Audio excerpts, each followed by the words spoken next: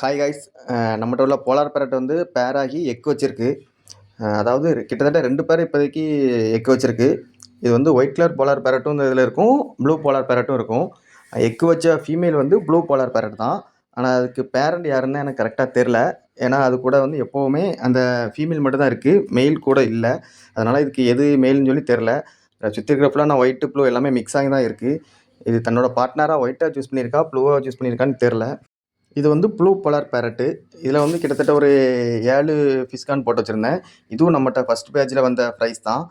First time egg வச்சிருக்கு. மற்ற மீன் ஃபுல்லாக சுற்றி நின்றுட்டு இருந்துச்சு. சரி, இந்த பேரண்ட்டுக்கு டிஸ்டர்ப் பண்ண வேண்டாம் அப்படின்னு சொல்லிட்டு சுற்றி உள்ள மீனை ஃபுல்லாத்தையுமே தனியாக பிடிச்சி வேறு டேங்க்கு மாற்றிட்டேன்.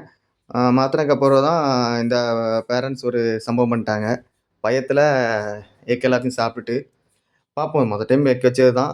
எப்படி இருக்கிறது சர்வசாதாரணம் தான். நம்ம அடுத்த டைம் இதோட ப்ரீட் பண்ணிக்கலாம், ஒன்றும் பிரச்சனை இல்லை. இதுவும் சரி, ஒயிட் கலர் போலார் பேரட்டுமே சரி, 2மே நம்மகிட்ட வந்த ப்ரைஸ் தான். நம்மகிட்ட உள்ள ப்ரைஸ் திருப்பி பேர் ஆகி எக் வைக்கிறது நம்மளுக்கு சந்தோஷம் தான்.